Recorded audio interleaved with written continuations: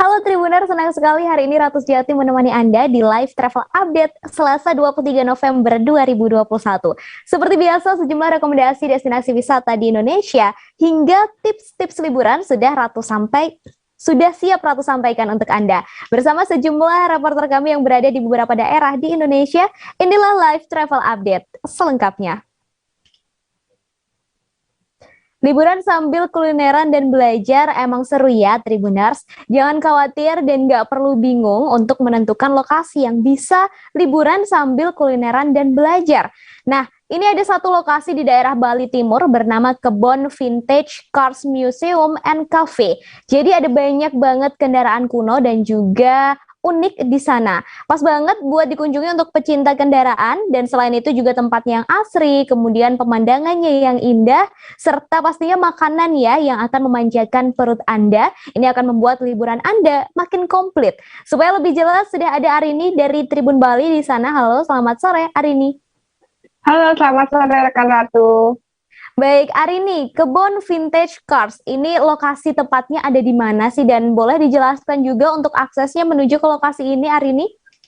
Oke, untuk lokasi dari Kebun Vintage Cars Bali ini berlokasi di Jalan Tegal Harum nomor 13 Biaung dan Pasar Timur. Dan untuk mengakses, kalau kita dari arah Kota Denpasar, kita bisa mengarahkan maps ke Jalan Profesor Ida Bagus Mantra di Ketewel, Gianyar. Kemudian jika sudah melewati Pasar Biaung, itu di samping Pasar Biaung itu ada akses gang seperti itu untuk masuk ke Jalan Tegal Harum seperti itu, Ratu. Kemudian hari ini untuk konsepnya dari kafe ini boleh dijelaskan seperti apa dan juga digambarkan hari ini? Oke, sebenarnya ini tuh adalah museum ya, museum cars, mobil dan juga motor juga ada di sini yang otentik seperti itu ya, yang kuno-kuno itu semua di sini dirawat dan ini adalah pemiliknya dari Pak Jos Darmawan dan tidak hanya pengunjung tidak hanya bisa melihat sejarah maupun mobil-mobil antik saja, tetapi di sini juga menyediakan kafe yang juga kita bisa menikmati makanan maupun minuman di alam yang terbuka seperti itu, Ratu. Boleh disebutkan ada koleksi apa saja di sana, Arini? Oke, untuk koleksinya sendiri selain ada motor seperti Vespa yang unik-unik ya, yang seperti zaman dahulu, terus kemudian juga ada mobil itu sendiri seperti ada kayak food truck, terus habis itu mobil-mobil bekas seperti untuk perang, itu mobil-mobil perang juga ada di sana, dan semua mobil-mobil otentik yang lainnya ada di sana, Ratu. Tadi disebutkan oleh Arini bahwa lokasi ini juga ada kafenya, tentu ada makanan dan juga minumannya ya. Boleh disebutkan ada apa saja di sana dan juga range harganya, Arini? Oke, untuk kafenya sendiri di sini termasuk lengkap ya. Tidak hanya makanan western saja, tapi juga makanan Indonesian food, apalagi makanan Bali di sini ada. Terus juga pengunjung tidak perlu khawatir, di sini juga tersedia makanan berat seperti pizza, kemudian juga tersedia pasta untuk western foodnya, kemudian ada variasi chicken dan juga ada Indonesian food seperti ayam bakar, kemudian ayam sambal matah untuk menu Balinya, dan juga terdapat snack-snack yang itu range harganya mulai dari Rp15.000 aja, Ratu. Cukup terjangkau ya. Lalu untuk bisa masuk ke lokasi ini, ke Kebon Vintage Cars, ini butuh, adakah tiket yang harus kita bayarkan begitu, Arini? Oke, untuk masuk ke sini kita dikenakan biaya Rp25.000 ya untuk pengunjung domestik. Namun untuk wisatawan mancanegara dikenakan sekitar Rp30.000. Dan sejauh pantauan kami juga kemarin banyak wisatawan mancanegara yang berkunjung ke sini karena mungkin mereka kepo ya akan mobil-mobil klasik seperti itu. Baik, terima kasih Arini atas rekomendasi lokasi wisatanya. Ini sangat pas ya untuk dikunjungi. Untuk Anda Tribuners yang pecinta kendaraan dan juga masih bingung nih nanti weekend mau kemana bersama keluarga, lokasi ini Kebon Vintage Cars bisa jadi salah satu solusinya. Terima kasih Arini. Sama-sama. Dari Bali kita ke Kalimantan Barat menuju pemandian alam air Pauh Kayong Utara. Para pengunjung bisa menikmati sejuknya air dan alam yang asri di lokasi ini, Tribuners. Ada banyak spot yang bisa digunakan untuk menikmati aliran airnya. Nah, supaya lebih jelas lagi, sudah ada Jovi Lasta di sana. Halo, selamat sore, Jovi. Halo rekan Ratu. Baik, Jovi boleh dijelaskan suasana pemandian alam air pauh di Kecamatan Sukadana, Kabupaten Kayong Utara ini seperti apa, Jovi? Bisa saya sampaikan rekan Ratu bahwa di daerah eh, Provinsi Kalimantan Barat, itu khususnya di Kabupaten Kayong Utara, eh, di Desa Pangkalan Butun, Kecamatan Sukadana itu terdapat salah satu objek destinasi wisata ya. Nah, ini wisata pemandian alam air pawah, tepatnya di Desa Pangkalan Buton, Kecamatan Sukadana, Kabupaten Kayong Utara. Nah, bagi setiap pengunjung yang datang ini tentu uh, di daerah-daerah sekitar desa itu sendiri ya, dan juga bagi pengunjung yang datang itu mungkin di daerah kawasan kabupaten sekitar Kabupaten Kayong Utara, yaitu seperti Kabupaten Ketapang dan lain sebagainya. Nah, untuk suasana saat ini ya bisa saya sampaikan bahwa untuk para pengunjung yang datang ini tidak terlalu ramai ya. Tentunya hanya di daerah beberapa desa-desa sekitar saja. Nah, untuk masuk ke areal ini juga tidak ada di pungut biaya seperti itu. Ya mungkin untuk biaya seperti ada tempat-tempat UMKM ataupun para pelaku usaha di daerah sekitar. Nah, tentunya mengenai terkait dengan pandemi COVID-19 juga ya. Suasana di sini juga terlihat sepi seperti itu. Kembali rekan Ratu. Kemudian untuk yang disuguhkan di pemandian alam ini sebenarnya apa sih? Nah, untuk yang disuguhkan sendiri ini tentunya airnya sendiri ya, dan tentunya dengan asri alamnya itu sendiri. Tentu kita ketahui bahwa aliran air ini ya tentu ya di daerah pemandian Babatuan ini tentunya sejuk sekali dan juga asri. Nah, tentunya untuk para sahabat Tribuners yang ingin menikmati suasana tenang, adem, tentu untuk melepas penat ketika pulang bekerja ataupun ingin berkunjung ke daerah Desa Pangkalan Buton, Kecamatan Sukadana, bisa juga langsung ke sini ya. Dan tentu untuk menikmati alamnya itu sendiri yang disajikan oleh wisata pemandian alam air pauh itu sendiri. Kembali rekan Ratu. Terakhir, Jovi, adakah tips dari Jovi untuk pengunjung, untuk Tribuners begitu ya, yang akan bepergian ke pemandian alam air pauh ini?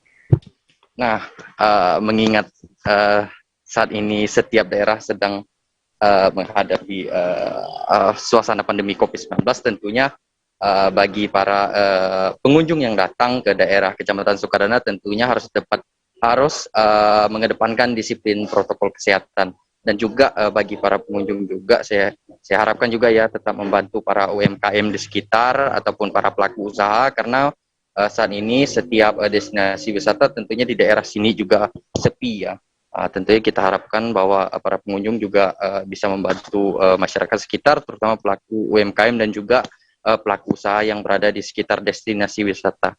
Bukan hanya di daerah pemandian alam air pauh, dan juga di sekitar wisata-wisata seperti Pantai Pulau Datu, Pantai Mutiara, dan lain sebagainya. Karena di daerah Kabupaten Kayong Utara sendiri, khususnya di Kecamatan Sukadana, tentu terdapat banyak sekali ya wisata-wisata yang bisa dieksplor oleh para pengunjung. Nah, tentunya ya, hal yang paling utama tetap mengedepankan disiplin protokol kesehatan demi mencegah hal yang tidak diinginkan.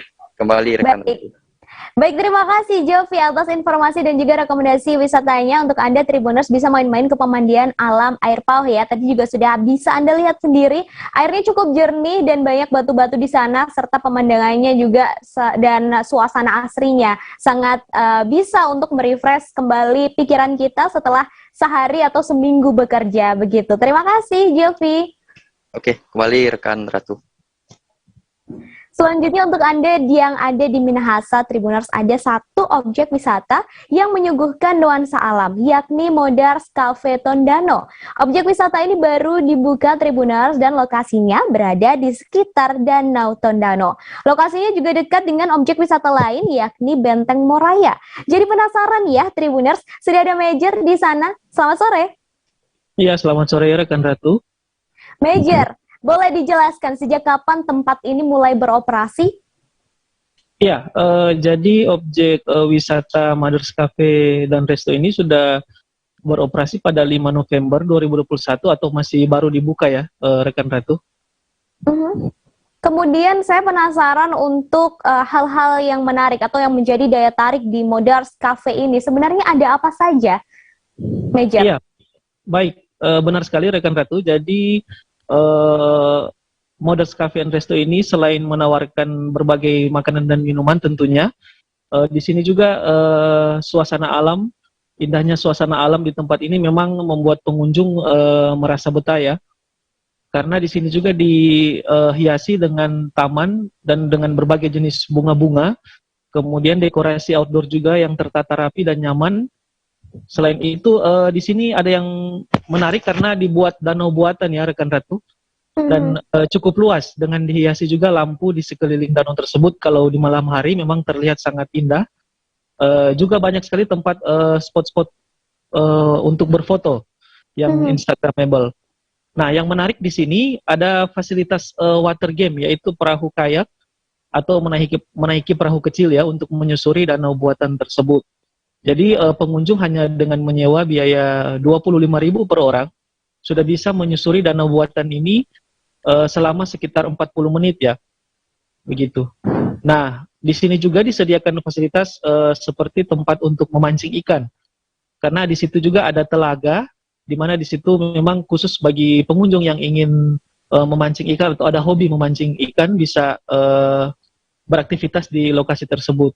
Kemudian juga disediakan penginapan jika ada yang akan datang dari kota Manado khususnya atau di luar kota bisa menginap di penginapan tersebut, tapi hanya memang disediakan untuk beberapa orang saja. Dan tambahannya lagi, di sini juga disediakan fasilitas ruangan khusus untuk membuat acara-acara berskala besar ya, bersama dengan keluarga. Nah, kemudian di sini juga karena ini memang di siang hari, kalau untuk di malam hari pemandangan di sini memang sangat indah karena banyak sekali lampu-lampu hias ya, rekan Ratu. Dan kalau di sore hari di sini memang terlihat pemandangan langit dan berwarna ungu oranye khususnya di sore hari ya. Begitu rekan Ratu. Baik, Major, tadi sudah disebutkan ya, ada banyak sekali fasilitas di Mothers Cafe ini. Tadi ada danau buatan, kemudian ada perahu kecil yang bisa kita naiki begitu, dan juga ada penginapannya juga. Nah, ini karena baru dibuka, saya penasaran untuk pengunjung yang datang di tempat wisata ini. Sudah berapa banyak, Major? Iya. Jadi semenjak dibuka, objek wisata ini memang langsung ramai dipadati oleh pengunjung ya. Namun dengan tetap menerapkan protokol kesehatan secara ketat, menggunakan masker, menjaga jarak tempat duduk, dan disediakan juga tempat cuci tangan. Jadi sampai dengan hari ini pun memang terpantau suasananya cukup ramai pengunjung ya. Begitu kata tuh. Kemudian untuk harga tiket masuk di tempat wisata ini berapa, dibanderol berapa, Major, dan untuk akses menuju ke sana itu seperti apa? Oke, baik. Jadi untuk tiket masuk memang hanya sangat terjangkau, hanya Rp10.000 per orang, namun sudah include dengan secangkir kopi atau teh. Dan untuk jarak menuju ke lokasi ini dari kota Manado bisa ditempuh selama 1 jam kurang lebih. Dan memang karena ini berdekatan dengan salah satu objek wisata Benteng Moraya di Tondano Minahasa, tempat ini mudah ditemukan ya rekan Ratu. Begitu. Baik, terima kasih Major atas informasinya hari ini dan juga rekomendasi wisatanya. Untuk Anda yang ada di Minahasa, lokasi ini bisa menjadi satu pilihan ya. Terima kasih Major. Iya, sama-sama rekan Ratu. Setelah ini Tribuners masih ada beberapa rekomendasi wisata di Indonesia, tapi kita jeda sejenak, tetap bersama kami. Ke situ kali ya, tapi kalau di Korea atau di Kamboja itu ada beberapa paper yang saya itu mas, ya dulunya tukang koran. Oh gitu ya, tukang koran. Ya saya baca ya Pak. Tuh kan, pernah baca kan? Ya. Jadi kalau saya jadi tanggang itu udah bersyukur banget. Nah, si anak ini dijadikan sebagai tersangka begitu. Ya, kalau ini kita bicara yang di luar kasus Sibolombo ya. Dengan hujan shower. di mana terdapat batas jelas antara daerah hujan dan tidak hujan yang biasanya terjadi pada fase awal mature stage atau tahap bahaya dewasa. itu Kang. Jadi mulai artinya terjadinya perlembekan. Nah itu untuk penetrasi akan sulit gitu ya. Dok, saya ini Menurut saya memang tidak mudah, bukan urusan tanah diambil. Kalau misalnya Amerika Serikat sekarang, Rasulullah mengatakan dalam sebuah hadis bahwa berpuasa di 6 hari Syawal itu. Oke, apa kabar Bang Arif di sini untuk strateginya? Kalau saya sendiri di Jumit 37 ini yang semalam baru mulai, Apa yang dirasakan Kapten Hitam? Sebenarnya aku nggak ngerasain penangkapan atau penggerbegan atau apapun itu, karena gini loh, posisinya aku Kriteria. Jadi kita mengenal disebut dengan stroke yang tidak berdarah dengan stroke yang berdarah. Stroke yang tidak berdarah itu biasanya ditandai dengan adanya penyumbatan. Kalau itu terjadi di sini mungkin pikirnya tidak ke situ kali ya, tapi kalau di Korea atau di Kamboja itu ada beberapa paper yang saya itu Mas, ya dulunya tukang koran. Oh gitu ya. Tukang koran. Ya saya baca itu Pak. Tuh kan pernah baca kan? Ya. Jadi kalau saya jadi tanggal itu udah bersyukur banget. Si anak ini dijadikan sebagai tersangka begitu. Ya kalau ini kita bicara yang di luar kasus Sebongombo ya. Dikenal dengan nama hujan shower, di mana terdapat batas jelas antara daerah hujan dan tidak hujan yang biasanya terjadi pada fase awal mature stage atau tahap Bahaya dewasa. itu Kang. Jadi mulai artinya terjadinya perlembekan. Nah itu untuk penetrasi akan sulit gitu ya. Dok, saya ini menurut saya memang tidak mudah, bukan urusan tanah diambil. Kalau misalnya Amerika Serikat sekarang, Rasulullah mengatakan dalam sebuah hadis bahwa berpuasa di 6 hari Syawal itu. Oke, apa kabar Bang Arif di sini untuk strateginya? Kalau saya sendiri di Jumit 37 ini yang semalam baru mulai, Apa yang saya dirasakan udah Kapten Hitam? sebenarnya aku nggak ngerasain penangkapan atau penggerbegan atau apapun itu, karena gini loh, posisinya aku Kriteria. Jadi kita mengenal disebut dengan stroke yang tidak berdarah dengan stroke yang berdarah. Stroke yang tidak berdarah itu biasanya ditandai dengan adanya penyumbatan. kalau itu terjadi di sini mungkin pikirnya tidak ke situ kali ya, tapi kalau di Korea atau di Kamboja itu ada beberapa paper yang saya itu Mas, ya dulunya tukang koran. Oh gitu ya. Tukang koran. Ya saya baca itu Pak. Tuh kan pernah baca kan? Ya. Jadi kalau saya jadi tanggal itu udah bersyukur banget. Si anak ini dijadikan sebagai tersangka begitu. Ya kalau ini kita bicara yang di luar kasus Sebongombo ya. Dikenal dengan nama hujan shower, di mana terdapat batas jelas antara daerah hujan dan tidak hujan yang biasanya terjadi pada fase awal mature stage atau tahap Bahaya dewasa. itu Kang. Jadi mulai artinya terjadi. Terima kasih Tribuners, Anda masih di live travel update bersama saya Ratu Sejati. Anda yang berada di Solo dan sekitarnya atau yang hendak berlibur ke Solo, ada satu kuliner yang sangat sayang kalau tidak dicoba Tribuners, terutama untuk Anda pecinta pedas. Rica Busartini yang menjadi favorit mahasiswa serta mereka yang cinta dengan pedas. Rica Busartini ini juga dikenal dengan Rica Isi lantaran lokasinya yang berada di dekat kampus Institut Seni Indonesia atau ISI Surakarta. Seperti apa ya rasa rica-ricanya? Langsung saja sudah ada Nurul di sana. Halo, selamat sore Nurul. Halo, selamat sore Ratu.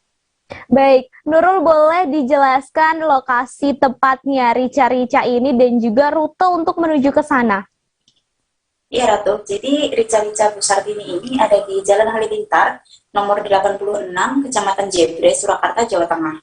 Nah, warung Rica Busartini ini masuk ke gang sempit. Jadi kalau misalnya Tribuners datang dari arah kota Solo, itu bisa mengambil jalan ke barat sampai di perempatan Gravista belok kiri, mengikuti jalan sampai tepat di gedung Teater Institut Seni Indonesia atau ISI Surakarta, nanti belok kiri. Sudah lewat gang sempit itu dan nanti warung Rica Busartini ada di sebelah kanan jalan.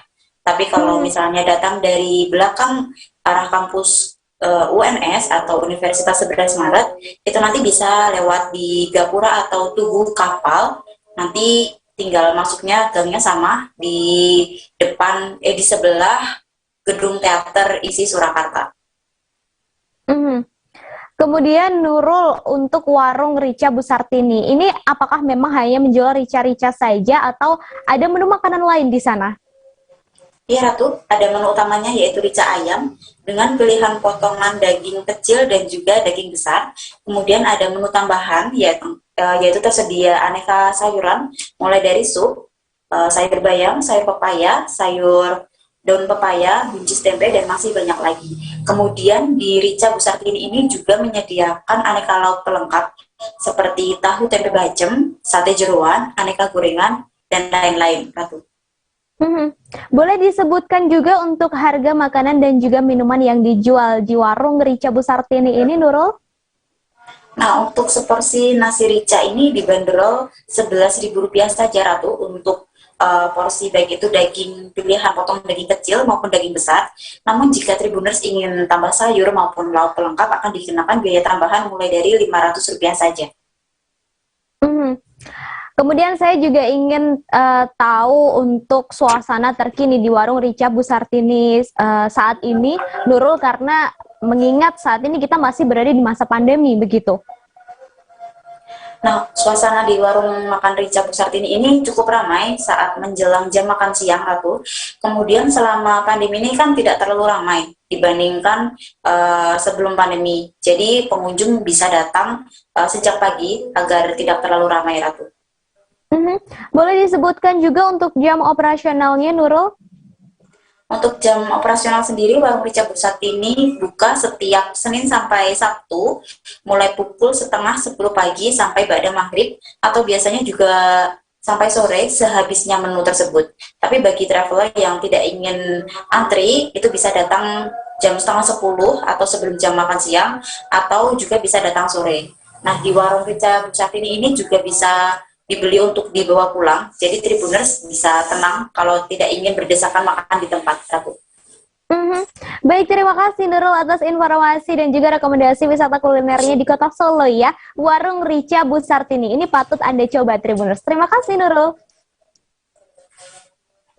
Berikutnya Ratu mengajak Anda ke Lasundra Beach yang ada di Sulawesi Selatan, tepatnya di Dusun Ujunge, Desa Batu Putih, Kecamatan Sopeng Riaja, Kabupaten Baru. Lasundra ini memiliki pemandangan yang sangat indah, Tribuners, karena memiliki pasir yang berwarna putih, tapi juga banyak pepohonan rindang di sana. Ada beberapa gazebo juga yang disediakan, jadi bisa menikmati pemandangan sambil nyantai-nyantai, Tribuners. Selengkapnya sudah ada Darullah di sana. Halo, selamat sore. Selamat sore, Darullah. Ya, sore Mbak. Baik, Darullah, boleh dijelaskan kondisi pantai Lasundra ini seperti apa? Ya, kondisi pantai Lasundra sekarang ini sudah mulai ramai dari pengunjung ya Mbak. Dari yang sebelumnya sempat ditutup karena terdampak pandemi. Jadi pada saat ini, pada akhir pekan, pantai Lasundra ini atau Lasundra Beach sudah dikunjungi oleh warga Kabupaten Baru, warga lokal ataupun warga dari kabupaten tetangga. Jadi sekarang ini pengunjungnya sudah mulai ramai pada saat akhir pekan khususnya. Iya Mbak. Saya penasaran sebenarnya apa sih yang menjadi daya tarik dari pantai ini hingga jadi lokasi yang pantang untuk dilewatkan, Darullah? Iya, jadi yang indah itu di pantai Lasundra ini terutama itu menyuguhkan keindahan pasir putih, pantai berpasir putih. Selain itu juga terdapat banyak spot-spot foto yang tentunya sangat memanjakan pengunjung ya, Mbak Dev. Kemudian tempatnya bersih. Selain itu di pantai Lasundra juga pengunjung bisa bermalam di pantai tersebut dengan membawa tenda sendiri. Selain itu pengunjung juga bisa menikmati bersantai di gazebo-gazebo dan bisa juga sembari berenang pada saat pagi hari maupun sore hari di pantai Lasundra ini. Iya, Mbak Des. Baik, Kemudian Darullah, untuk tiket dan juga akses jalan menuju ke Pantai La Sondria ini seperti apa? Boleh dijelaskan? Kalau untuk aksesnya ke sana sangat bagus, bisa dijangkau oleh kendaraan roda 2, motor ataupun mobil. Mengenai jaraknya dari Kota Baru sendiri itu sekitar 15 kilo lah, atau dengan jarak tempuh sekitar 20 menit sampai 30 menit. Dari kota tetangga juga, dari kota Parepare, dari itu jaraknya sama, jadi ditempuh sekitar 30 menitan. Untuk tiket masuknya sendiri itu tidak menguras dompet ya Mbak. Tiket masuknya itu cuma 5.000 per orang.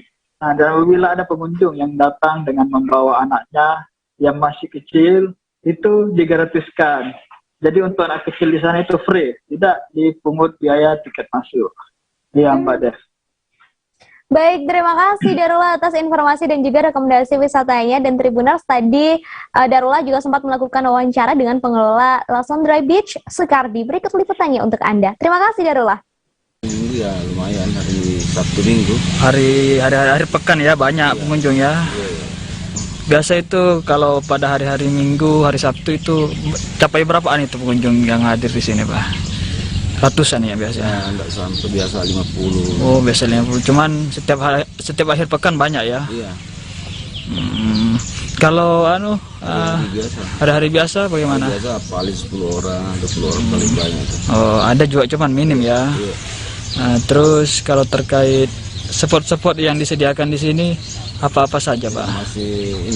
Masih alami semua. Masih alami. Cuman begitu indah ya. Iya, yang kita pelihara di sini cuma kebersihannya aja. Kebersihan pantai ya. Kita jaga dengan ininya. Tapi saya lihat itu sudah banyak dibangun spot-spot foto, itu menarik juga. Iya. Kalau untuk tiket masuknya sendiri di sini itu Rp5.000 juga. Oh, 5.000 per kepala. Selanjutnya berkunjung ke lokasi yang menyajikan pemandangan dan tentunya keindahan alam. Ini bisa menjadi satu cara untuk membuat pikiran menjadi lebih tenang. Nah, ada satu lokasi di Sumatera Barat, tepatnya di kawasan Jorong Jambak, Negari Sianok Agam, yang bisa menjadi pilihan Tribuners. Ada sebuah tebing, dan tebing ini dikelilingi oleh tebing lainnya. Kemudian pengunjung biasa menyebutnya dengan Tabiang Takuruang. Yang lebih indahnya lagi, Tribuners bisa menikmati bukit, lembah, sungai, dan gunung secara bersamaan di Tabiang Takuruang ini. Supaya segera terjawab rasa penasarannya, sudah ada Rizka dari Tribun Padang. Selamat sore, Rizka. Halo Rizka, selamat sore. Halo, selamat sore rekan Batu. Baik Rizka, boleh dijelaskan untuk akses menuju ke lokasi ini seperti apa? Oke, baik rekan Batu. Selamat sore Tribuners. Kali ini Tribun Padang akan mengajak Tribuners untuk berkunjung ke Tabiang Takuruang. Nah, Tabiang Takuruang ini berada di kawasan Jorong Jambak, Nagari Sianok, sampai Koto Agam, Sumatera Barat. Nah, jika Tribuners berada di Kota Bukit Tinggi, Sumatera Barat, hanya membutuhkan waktu sekitar 15 hingga 20 menit untuk sampai ke lokasi jika menggunakan roda 2. Nah, kemudian jika ingin menggunakan kendaraan roda 4, pengunjung bisa menyewa mobil yang ada di sekitar kawasan Kota Bukit Tinggi. Begitu rekan Ratu. Kemudian untuk harga tiket masuk ke Tabiang Takuruang ini boleh disebutkan berapa, dan juga saya ingin tahu untuk keunikan wisata di Tabiang Takuruang ini ada apa saja di sana? Ya, rekan Ratu, untuk tarif ke objek wisata Tabiang Takuruang itu tidak dikenakan biaya, dan pengunjung bisa menikmati pemandangan indah, alam yang indah di kawasan tersebut dengan gratis. Dan jika pengunjung ingin bayar, itu bayarnya seikhlasnya saja gitu. Nah, apa sih uniknya dari Tabiang Takuruang ini? Di sana itu ada tebing yang menjulang tinggi dan dikelilingi oleh tebing-tebing lainnya, begitu rekan Batu. Nah, kemudian juga di sana ada pemandangan hijau dengan aliran sungai yang memberikan kesan alami dan natural. Nah, selain itu juga pengunjung bisa mengabadikan momen dengan pesan foto nanti hasilnya yang didapat yaitu dengan hidup dan lebih nyata gitu karena ada pemandangan alam. Nah selain itu juga pengunjung dapat menikmati atau mencicipi kuliner sembari menikmati pemandangan alam di sekitar kawasan tersebut, yaitu kuliner yang terkenal di sana itulah lado mudo atau cabai hijau gitu, bebek cabai hijau begitu rekan Ratu. Untuk aktivitas yang bisa dilakukan di Tabiang Takuruang ini ada apa saja dan fasilitas apa aja yang ada di lokasi tersebut, Rizka? Ya, baik rekan Ratu. Nah, untuk di sekitar kawasan tersebut, aktivitas yang bisa dilakukan diantaranya itu melukis ya. Di sana bagi pecinta atau yang hobi melukis bisa mengabadikan momen dalam sebuah karya, menghasilkan sebuah karya karena ada pemandangan alam yang hijau dan ada pondok-pondok yang cocok untuk dibuatkan lukisan gitu sehingga menghasilkan sebuah karya untuk dikenang. Kemudian juga pengunjung bisa berenang di kawasan tersebut karena di sana ada sungai yang airnya begitu jernih dan tenang begitu rekan Ratu. Nah untuk fasilitas di sana juga tersedia warung-warung bagi pengunjung sehingga pengunjung tuh bisa menikmati atau mencicipi kuliner yang ada. Kemudian juga ada toilet atau tempat mandi di mana pengunjung bisa mengganti ke pakaiannya setelah berenang. Kemudian juga bisa buang air kecil dan buang air besar begitu rekan Ratu. Baik Rizka, terima kasih atas informasi dan juga rekomendasi lokasi wisatanya. Tribuners bisa mampir-mampir juga nih ke wisata Tabiang Takuruang karena tadi juga sudah dilihat sendiri ya melalui layar kaca, sangat hijau dan sangat indah. Alangkah lebih baiknya ketika bisa berkunjung ke lokasinya langsung, jadi bisa melihat secara langsung keindahan tersebut. Terima kasih Rizka. Terima kasih rekan Ratu. Setelah jeda masih banyak informasi mengenai destinasi wisata di Indonesia, Tribuners tetap di Live Travel Update. Jadinya perlembekan, nah itu untuk penetrasi akan sulit gitu ya. Dok, saya ini menurut saya memang tidak mudah, bukan urusan tanah diambil. Kalau misalnya Amerika Serikat sekarang, Rasulullah mengatakan dalam sebuah hadis bahwa berpuasa di 6 hari Syawal itu. Oke, apa kabar Bang Arif di sini untuk strateginya? Kalau saya sendiri di Jumip 37 ini yang semalam baru mulai, saya udah pasti. Sebenarnya aku nggak ngerasa itu penangkapan atau penggerbegan atau apapun itu. Karena gini loh, posisinya aku kriteria. Jadi kita mengenal disebut dengan stroke yang tidak berdarah dengan stroke yang berdarah. Stroke yang tidak berdarah itu biasanya ditandai dengan adanya penyumbatan. Kalau itu penyumbatan di sini mungkin pikirnya tidak ke situ kali ya, tapi kalau di Korea atau di Kamboja itu ada beberapa paper yang saya itu mas ya dulunya tukang koran. Oh gitu ya, tukang koran ya, saya baca itu tuh kan pernah baca kan ya. Jadi kalau saya jadi tanggal itu udah bersyukur banget. Si anak ini dijadikan sebagai tersangka begitu. Ya kalau ini kita bicara yang di luar kasus Situbondo ya. Dengan nama hujan shower, di mana terdapat batas jelas antara daerah hujan dan tidak hujan yang biasanya terjadi pada fase awal mature stage atau tahap bahaya itu Kang. Jadi mulai artinya terjadinya perlembekan. Nah itu untuk penetrasi akan sulit gitu ya. Dok, saya ini menurut saya memang tidak mudah, bukan urusan tanah diambil.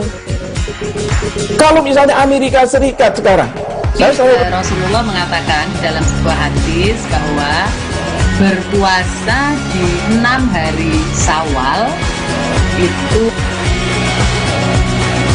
Oke, apa kabar Bang Arif di sini untuk strateginya? Kalau saya sendiri di Jumip 37 ini yang semalam baru mulai, saya udah pasti. Sebenarnya aku nggak ngerasa itu penangkapan atau penggerbegan atau apapun itu. Karena gini loh, posisinya kriteria. Jadi kita mengenal disebut dengan stroke yang tidak berdarah dengan stroke yang berdarah. Stroke yang tidak berdarah itu biasanya ditandai dengan adanya penyumbatan. Kalau itu penyumbatan di sini mungkin pikirnya tidak ke situ kali ya, tapi kalau di Korea atau di Kamboja itu ada beberapa paper yang saya itu mas ya dulunya tukang koran. Oh gitu ya, tukang koran ya, saya baca itu tuh kan pernah baca kan ya. Jadi kalau saya jadi tanggal itu udah bersyukur banget. Si anak ini dijadikan sebagai tersangka begitu? Ya, kalau ini kita bicara yang di luar kasus Situbondo ya. Dengan nama hujan shower, di mana terdapat batas jelas antara daerah hujan dan tidak hujan yang biasanya terjadi pada fase awal master stage atau tahap berbahaya dewasa. tuh Kang. Jadi mulai artinya terjadinya perlembekan. Nah itu untuk penetrasi akan sulit gitu ya.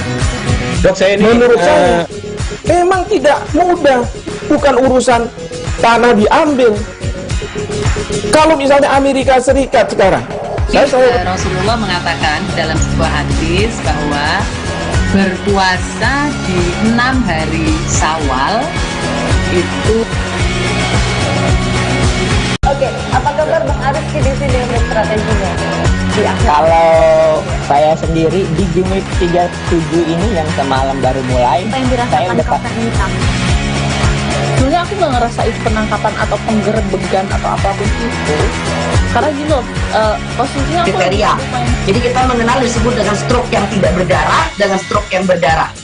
Stroke yang tidak berdarah itu biasanya ditandai dengan adanya penyumbatan. Kalau itu terjadi di sini mungkin pikirnya tidak ke situ kali ya, tapi kalau di Korea atau di Kamboja itu ada beberapa paper yang Saya itu Mas, ya dulunya tukang koran. Oh gitu ya. Tukang koran. Ya saya baca ya Pak. Tuh kan pernah baca kan. Terima kasih Anda masih bersama kami di Live Travel Update Selasa 23 November 2021. Setelah di segmen sebelumnya kita melihat indahnya pemandangan alam di Sumatera Barat, sekarang Ratu mengajak Anda untuk menikmati kuliner khas Pati, yakni nasi gandul atau sego gandul Tribuners. Tapi kita nggak ke Pati, kita ke Wonogiri, yakni ke nasi gandul khas Pati Mbak War. Ada yang spesial lantaran makanan disajikan di atas daun pisang, sehingga aromanya jadi semakin kuat Tribuners. Selengkapnya ada Erlangga Bima Sakti di sana. Halo, selamat sore Erlangga.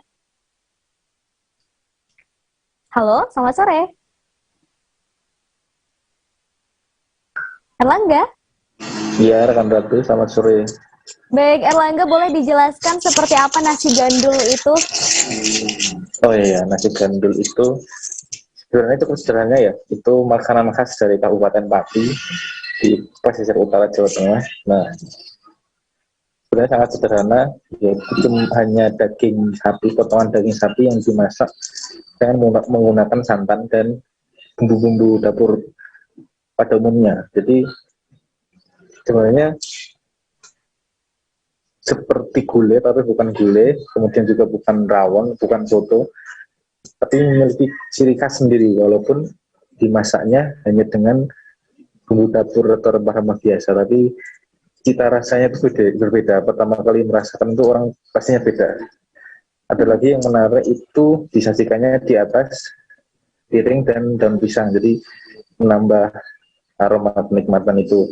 Kan biasa kan ya, apabila makanan disajikan dengan daun pisang kan akan ada aroma khas sendiri gitu. Kemudian juga kecapnya menurut pemilik warung itu didatangkan langsung dari Pati. Jadi bila menggunakan kecap-kecap biasa itu rasanya kan berbeda. Jadi kecapnya berasal langsung dari Pati. Gitu. Kemudian Erlangga, ini saya melihat tampilan makanan yang ada saat ini yang juga bisa dilihat oleh Tribuners begitu ya. Ini sangat menggugah selera. Boleh digambarkan rasanya seperti apa, Erlangga? Ya, untuk baru pertama kali merasakan itu bingung untuk mendeskripsikan, karena memang kan tampilannya kan hanya seperti gulai biasa, tapi ketika dimakan itu rasanya bukan gulai. Jadi ketika merasakan kuahnya itu seperti apa ya, gurih, manis, berbeda dengan gulai. Yang harus dicatat itu berbeda dengan gulai, tapi tampilannya sama, rasanya gurih, manis, kemudian juga ada sambal mencuka, pedas-pedas gitu, dan dagingnya pun sangat empuk. Kemudian ada taburan daun bawang gorengnya itu yang seraan selasi, perpaduan yang pas gitu. Baik, Baik, mungkin untuk Tribuners begitu ya yang masih penasaran dengan nasi gandul khas Pati ini, bisa mencobanya langsung dan merasakan sensasi rasanya itu seperti apa, begitu ya. Nah, untuk Erlangga, saya ingin tahu lokasi tepatnya warung nasi gandul khas Pati Mbak Uwar ini ada di mana sih? Kalau di Wonogiri itu di Perum Jawa Permai yang ada di lingkungan Joho RT 2 RW 4 di Wono, Kecamatan Wonogiri, tepatnya di belakang RSUD Wonogiri. Gampangnya seperti itu, di belakang RSUD ada nasi gandul Mbak War. Baik, terima kasih Erlangga atas informasi dan juga rekomendasi lokasi wisata kuliner di Wonogiri. Dan Tribuners, Erlangga juga sempat melakukan wawancara dengan pemilik warung nasi gandul Mbak War Ati. Berikut liputannya untuk Anda. Terima kasih Erlangga. Tahun berapa ya? Lupa ya. Kayaknya enggak 2018 apa ya? 2018 saya. Terus sempat berhenti ya. Sempat berhenti. Terus ini karena pandemi kan. Pandemi akhirnya terinspirasi dari anak-anak juga sih. Anak-anak mau usaha apa gitu kan. Kalau di perusahaan kan ya mungkin ada yang di banyak yang di rumah kan berhenti. Akhirnya ya udah perintah dari anak-anak kita ciptakan lapangan kerja sendiri aja gitu. Yang bisa dikelola sendiri, mau istirahat, mau jalan kan yang atur diri sendiri. Gitu. Kenapa pilih menunya nasi gandul ini, Bu? Bukan menu yang lain gitu? Itu nasi gandul karena di Wonogiri kan belum ada. Oh gitu. Inginnya kita kami tampil beda. Tampil beda, yang spesial, tampil beda, yang orang itu ibaratnya belum tahu dan bikin penasaran ya. Okay. Dari Wonogiri kita ke Lampung untuk melihat event bonsai nasional yang digelar di Taman Keanekaragaman Hayati atau KHT. Sedang ada event pentas dan juga kontes bonsai nasional 2021 Tribuners dan diikuti oleh seluruh kabupaten kota se-Lampung dan juga dari luar provinsi.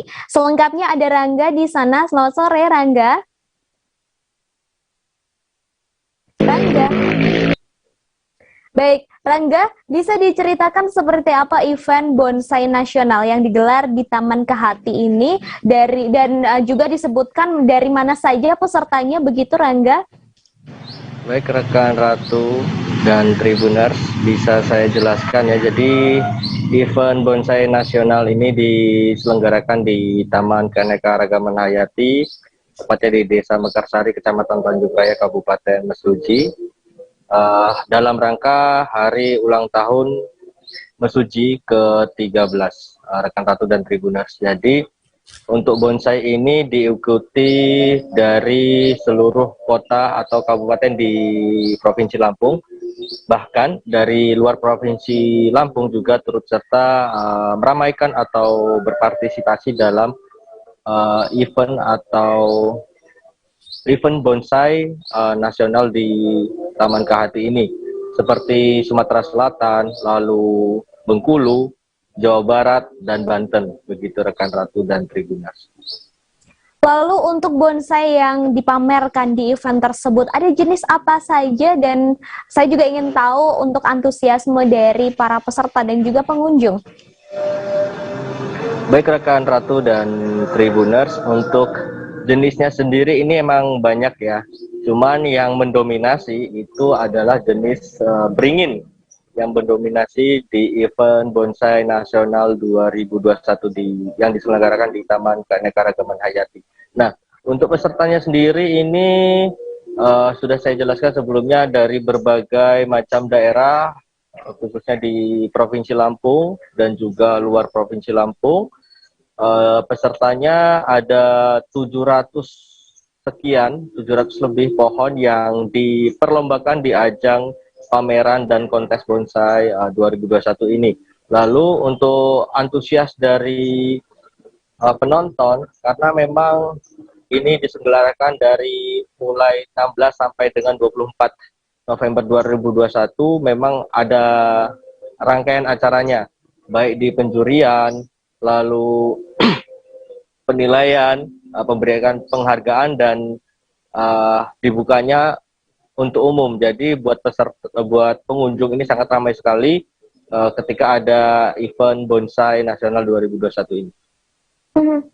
Lalu Rangga, di Taman Kehati ini sendiri sebenarnya ada spot apa saja yang bisa dinikmati oleh pengunjung selain dari event yang saat ini sedang digelar, Rangga? Ya baik rekan Ratu dan Tribuners, jadi untuk Taman Keanekaragaman Hayati ini sedikit bercerita ya. Jadi sebelumnya memang hanya tempat kawasan hijau saja, tetapi seiring berjalannya waktu Taman Keanekaragaman Hayati ini terus ditambah wahana-wahana yang ada sehingga bisa jadi alternatif buat masyarakat luar atau masyarakat Kabupaten Mesuji untuk berwisata di Taman Keanekaragaman Hayati di Kabupaten Mesuji ini. Jadi wahananya yang pertama itu ada kebun binatang. Kita bisa melihat namanya rusa, lalu buaya, burung, dan juga bisa menikmati menunggangi kuda. Lalu ada namanya wisata air, itu bayar tiket hanya 10.000, dan juga gedung-gedung serbaguna yang bisa disewakan, begitu rekan Ratu dan Tribuners. Berarti kalau boleh saya bilang bahwa Taman Kehati ini sangat cocok untuk dikunjungi, terutama untuk keluarga begitu ya, karena bisa memperkenalkan juga binatang-binatang kepada anak-anak begitu. Lalu untuk tarif agar bisa masuk ke Taman Kehati ini boleh disebutkan Rangga, dan juga seperti apa rute jika ingin berlibur ke lokasi ini? Baik rekan Ratu dan Tribuners, nah ini mungkin kelebihan dari Taman Keanekaragaman Hayati atau tempat wisata di Taman Keanekaragaman Hayati, karena memang sangat murah sekali ya. Untuk tiket masuknya sendiri itu hanya Rp10.000 saja. Jadi pengunjung ini bisa menikmati semua wahana yang ada di Taman Keanekaragaman Hayati, baik itu kolam renangnya, baik itu tempat kebun binatangnya, dan yang lainnya begitu. Untuk biaya parkirnya itu juga hanya Rp2.000 untuk kendaraan bermotor, dan mobil itu Rp5.000. Untuk rutenya sendiri, jika dari Bandar Lampung itu bisa melewati jalan tol lalu tembus di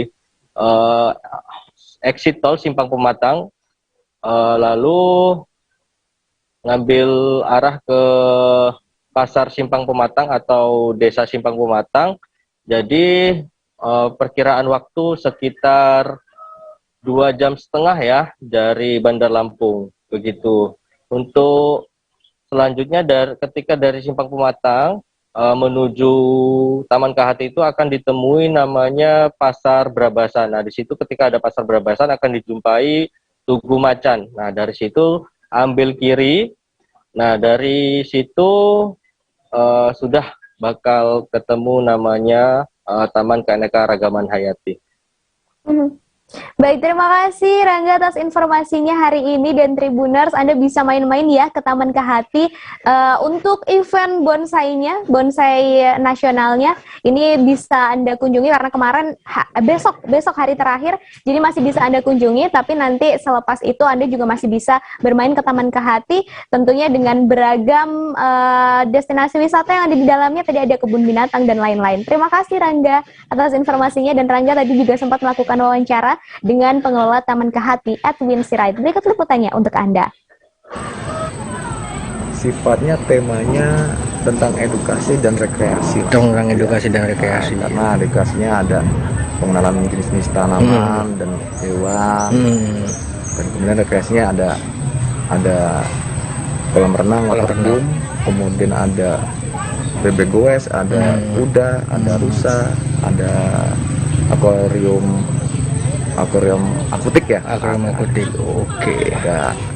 Ada tempat pemancingan. Nah, ada guest house juga, ada gedung serbaguna. Oke, jadi memang Taman Keanekaragaman ini mengusung tema edukasi ya. Iya. Tapi ini menarik banget nih Mas. Maksudnya setahu saya kan memang Taman Keanekaragaman Hayati ini banyak banget mengenai lingkungannya lah ya, tapi di sini banyak banget nih kayak wisata-wisata kayak kolam renang dan lain-lainnya. Itu kok bisa kayak gitu sih Mas? Sebenarnya Nah itu tadi Tribuners sejumlah destinasi wisata yang bisa Anda kunjungi nanti di akhir pekan. Semoga bisa menginspirasi ya, tapi tetap harus ingat untuk menjaga protokol kesehatan dan tentunya aturan PPKM yang berlaku. Saya Ratu Jati dan segenap kru yang bertugas pamit undur diri. Selamat sore dan sampai ketemu di live travel update selanjutnya. Dah. Jangan lupa like, subscribe, dan share ya.